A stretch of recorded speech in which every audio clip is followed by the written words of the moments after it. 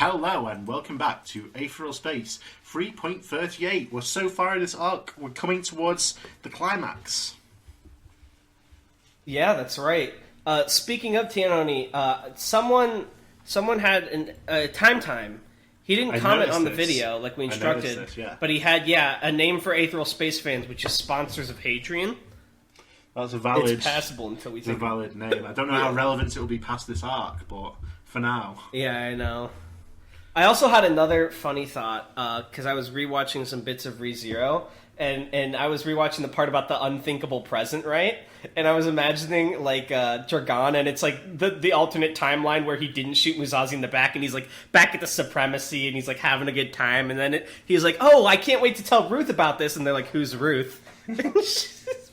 This isn't real. Yeah! Behold an unthinkable present, Dragon Hadrian. Oh, man. Speaking of which, I forgot you named the fucking mental thing Dragon, which makes reading this hell. He's but we're here to read. Last time, Dragon started talking to Dragon, aka his like little kid self, to help him come up with a plan, and he busted out Rainash, was it? Yeah, Rainash. Out of his cell, and Rainash went apeshit. And I think he's going to rely on him to help bust Musashi out. Which I called, by the way. I feel pretty good about that. Immediately before it happens. I can't wait for Musashi to join the crew, yeah. I still feel pretty good about it. Right, let's get into it. Alright, are you ready? Boom! The distant sound of an explosion. Atoy Musashi opened his eyes. If he had to describe the state he'd been in for the last few days, the closest thing he could say would be meditation. He'd endeavored to keep patience alive in his heart, to simply wait long enough for his opportunity to come around. There'd been a vague awareness that his captors were trying to inflict pain on him, but little more than that. The alarm began blaring, a steady whoop whoop that echoed through the complex. Musashi took a deep breath. He couldn't think of a better opportunity than this. Who would come for him? Marie, most likely. She was a resourceful sort, and had likely concocted a plan to break him free once she'd discovered his location. He couldn't ignore the possibility that this was an unrelated emergency, though. UAP planets were infamously rife with crime. I can't tell if that's, like, actually true, or if that's, like, a supremacy bias propaganda thing. Yeah. Yeah, he's like, oh, those criminal UAP. Yeah. Oh, God. Whatever it was, he couldn't let the chance slip by. Musashi sat up as much as his restraints would allow and took stock of the situation. His aether was still unreachable, so the never-wireless this chair used was still active. That was unfortunate. Given enough time, he was confident he could free himself using his own physical strength, but he didn't know how much time he had. Still, there was nothing he could do but try his best. With a grunt of exertion, Atoy Musashi began his work. Oh, it's going to be so lame if he breaks out on his own and it's not like a Dragon rescue. The gaunt woman's body had certainly seen better days. Probably every day of her life had been better than this, now that Dragon thought about it. She had been left charred and twisted on the ground by the explosion, heavy smoke still drifting up from her carcass. There was no doubt that she'd died instantly.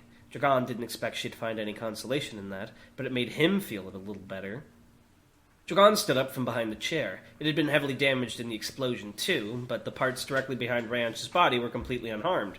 It had been the right choice to use him as a shield against a detonation. After taking a moment to brush the spot away from his clothes, Dragon whipped the bag off of Rayanch's head and winced. Rayanch certainly hadn't gotten the VIP treatment here. Someone had clearly pummeled his face, the swelling so bad in some parts that one of his eyes was nearly completely covered up. Blood had stained his teeth a visceral red, and his nose was visibly out of alignment. Oh, God. He's like fucking Shigechi through the hallway. He's like... Patel's... They hit him with the ball. He's like, ew, he's gross. Oh, wow. Citizen! Patel's one good eye, its golden iris a stark contrast against the red blood and purple bruising that covered the rest of his face, looked up to regard Dragon. Why? He rasped through dry, cracked lips. Dragon gulped. Because it's the right thing to do, he lied. It was probably kinder to say that than the truth. Dragon needed someone to bust doors open for him. Patel had the kind of firepower he needed, and through what he'd observed and what Bruno had told him, he had a good idea of his personality. Let's get you out of there, Dragon continued, reaching down and undoing the straps binding Rayanch's arms. He was painfully aware of the blaring alarm. They didn't have much time before additional security showed up. Rayanch rose from the chair with shaking legs, massaging his wrists. Dragon held out a fistful of stone chunks created by the first explosion, offering them to Rayanch. Extra ammo, he said by way of explanation. We need to get to Atoy Musashi's cell. Can you move? Rayonj took a deep breath, and as he did, chaotic red aether swirled around him gleefully, as if relieved to finally be free. A blood-stained smile crossed his lips. "You are a good person, Dragon Hadrian," he said incorrectly. Yes, I can move. I mean, Dragon is an asshole, but I don't know if you can say he's not a good person, because I'm pretty sure the only reason he moved to stop Musazi is because Musazi was, like, about to kill Ruth, right? Mm. And, like, when it could be avoided, it seems like he's tried to not kill people. So, I mean, I don't know if not killing people makes you a good person, but I would feel like he at least has a moral conscience. Yeah. Whether he knows it or not.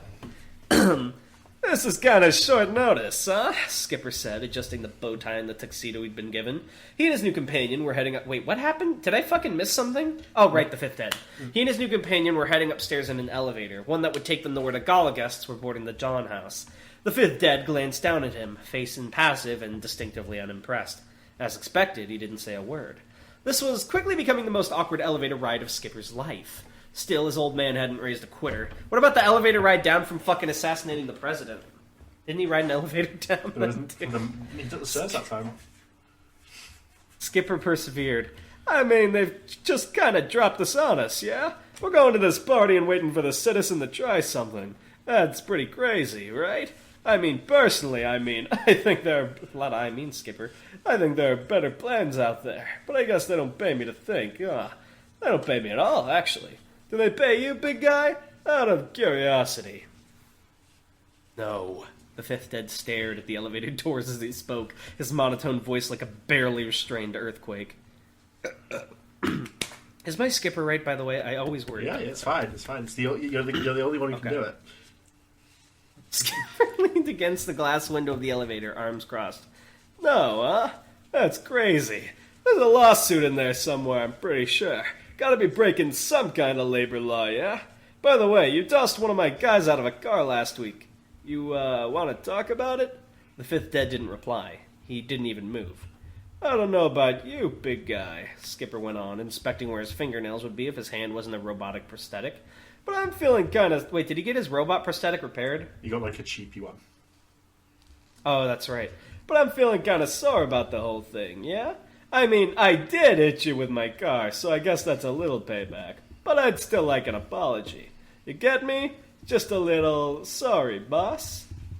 Again, nothing. Skipper raised an eyebrow. "You know, I ran into one of your predecessors once." That... Oh, is it the fifth? Like, each one of them dies, it's the next one? Let's read on. Is that there? That did it. The fifth dead's eyes flicked over to look at Skipper, pupils dilated with utter rage. A crackle of ominous orange aether ran along his massive arm. "Mention this again," the fifth dead said, "and die where you stand." Skipper made a big show of zipping his mouth shut, and the fifth dead turned to look at the door again, purposely provoking the giant... Oh, wait, is he big? Giant assassin he's wasn't Skipper's finest huge. hour by... Is he like... Well, are we talking like 6 foot huge or like 10 foot huge? Let's say 8 foot. Okay. Right down the middle. Purposely provoking the giant assassin wasn't Skipper's finest hour by any means, but he wasn't in the best state of mind. It was as if he'd been locked onto a set of rails, and if he tried to diverge from them, his crew would be the ones to pay the price. "Play it cool, Skipper," he told himself. "You've been in worse spots." There was a pleasant beep from the elevator, and the door slid open. The first thing Skipper heard was the billowing of wind. They were on the roof of a skyscraper, after all, where a transport would take them up to the Dawn House. The second thing Skipper heard was a man angrily shouting, "You can't do this to me! Zhao, come on, you're causing a scene." The other guests boarding from the skyscraper distanced themselves quite well from the two men arguing. The one Skipper had heard first was a younger man in a black coat, a purple fez perched atop his head. He was jabbing an aggravated finger right into the chest of his verbal opponent. That guy, Skipper recognized. He'd never been huge on Taldan politics, apart from the one obvious incident, but even he recognized the planet's current president. Chael wasn't the most impressive-looking statesman Skipper had ever seen. Wait, is the younger guy Chael? No, the younger guy is Zhao. Okay, so he's focusing on the old guy he's arguing with. Yeah, well, the older. He's not like an old guy. Older, yeah. Chael wasn't the most impressive-looking statesman Skipper had ever seen. He clearly put some effort and money into the tuxedo he was wearing, but the bow tie was crooked, and his slouching demeanor lent a sense of dishevelment to everything coming into contact with him. As he was ranted at, Chael rubbed idly at the stubble on his cheeks. A scene? The younger man, Zhao, apparently, was snarling. A scene! You've turned... Oh, sorry. You've turning? You've turning! Sorry, let me correct that. After you've turned this whole planet into your own little fucking scene! Wait, what? He's really angry. He's Why not is- talking good. Fucking scene since the moment you were elected? Chael took a step back, scratched his cheek awkwardly. Zhao, come on, he mumbled, not quite meeting the other man. Why is this guy seem like a child? Not quite meeting the other man's gaze. For a moment, Zhao looked like he was about to launch into another rant, but settled for a wordless shout and threw his fez onto the ground. His foot came down on it hard, once, twice, thrice, and once its death was confirmed, Zhao whirled around and stormed off, marching right past Skipper in the process. The fifth dead had already made himself scarce. Skipper strolled over to Chael, as casual as could be, hands stuffed into the pockets of his tuxedo. Hey, what was that about? Chael still staring at... Excuse me. Chael, still staring at the elevator Zhao had left on, waved a vague hand. Oh, hard to find the help these days sometimes, man. Even if Chael didn't say it in so many words, Skipper understood. There was a non-zero chance this whole gala thing was going to turn into a bloodbath. This was the final opportunity to make sure at least some people weren't around for it. The sigh escaping Chael's throat stopped partway through as he looked away from the elevator, realizing just who he was talking to. You're, he muttered. Name's Skipper, said the man himself, extending his prosthetic hand. Nice to meet you. Chael looked down at the hand, caution in his brown eyes. I've been told a lot about you. By your sponsor pals, yeah? Sure, the man blinked, still hesitating. Skipper said, and now it was his turn to wave vaguely. Try not to worry about it, buddy. One presidential assassination's enough for my career. You're as safe as can be, yeah? Chael looked up as the transport would take them to the Don house. How would you feel if, imagine you're the president, and you're in the same room as the guy that fucking shot Reagan. He's just like, oh, don't worry, dude. I'll keep you safe. Cool now. Yeah, he's like, I got you. He's got the rifle on hand.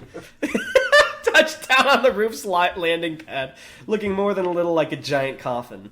Its doors opened and the Fiesta began streaming on. It should be streaming in? Yeah.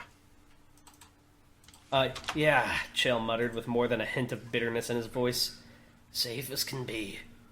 This was perhaps the weirdest position Dragon had ever been in. Rayanj Patel made his way down the corridor, flicking pieces of exploding rubble at whatever unfortunates were stupid enough to pop out of cover. The sound of detonation was near constant. Dragon didn't see any of this, however, because he was walking back-to-back with Rayanj, keeping watch over the section of the hallway they'd already made their way through.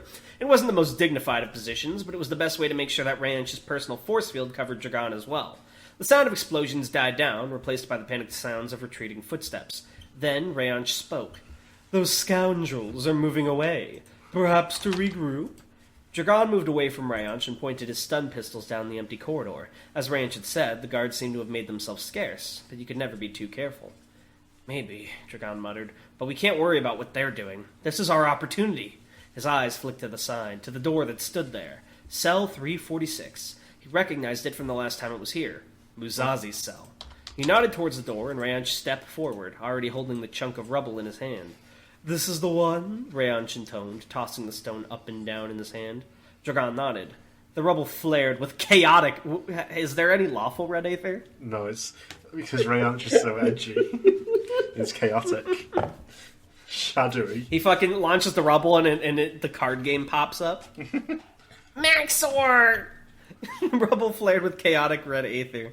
It had been difficult work, but Muzazi had managed to get one of the straps binding his arms loose. He'd had to undo it with one of his feet, which took more than a little gymnastic prowess, but he knew now that it was certainly possible. If he could do the same to his other arm, he could free himself from this contraption. He paused for a moment. The sound of explosions outside had been near constant for the last few minutes, getting louder even, but now they seemed to have suddenly stopped.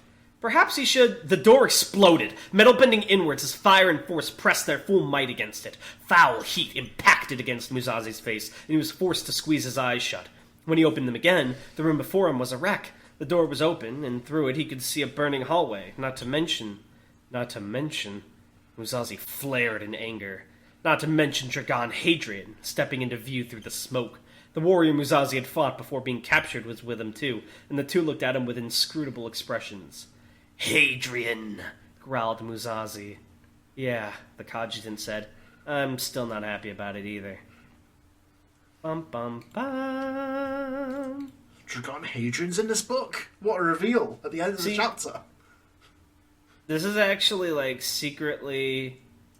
This is actually secretly. Sorry, not secretly. Fuck. This is actually a very interesting point because Rayonch and Musashi already like warrior respect each other, whatever the fuck, right? Yeah.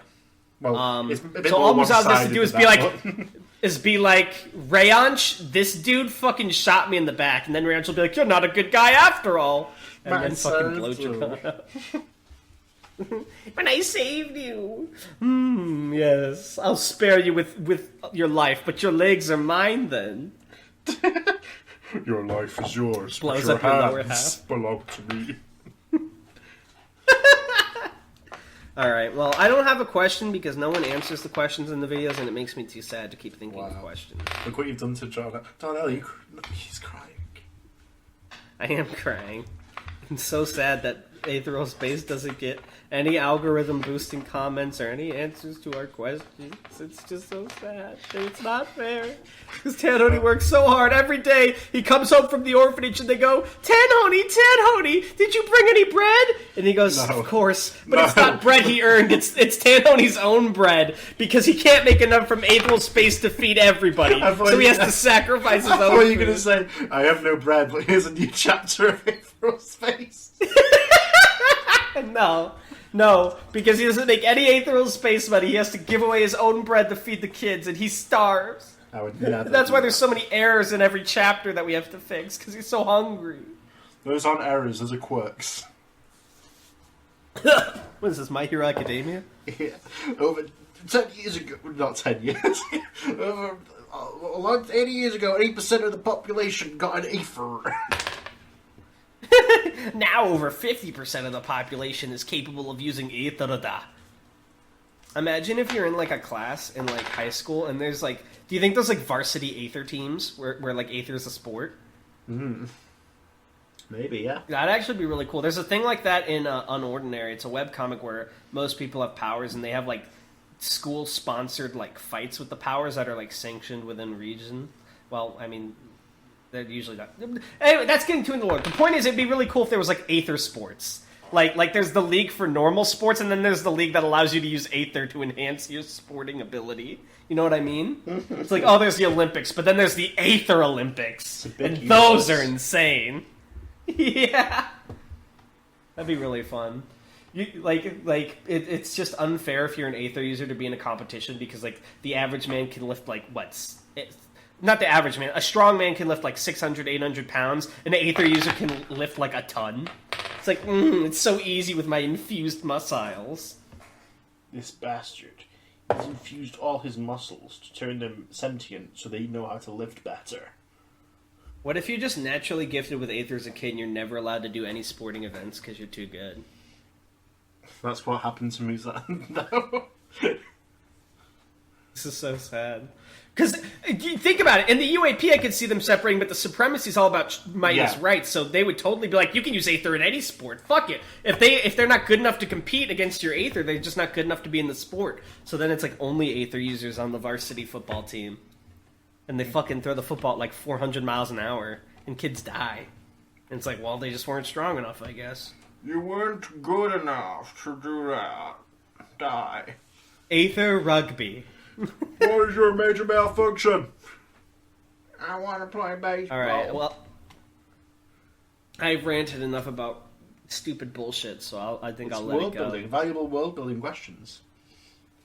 I'm glad you think that, because that's how I felt, but I didn't know if I was annoying you. Yeah, maybe we'll see it.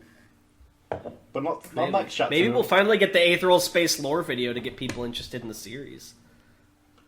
I was told it would happen when Arc 3 ended, so Tanhony naturally has made Arc 3 never end as the ultimate tactic. But anyway, thank you for watching, everyone. Yes, bye. I love you. Bye.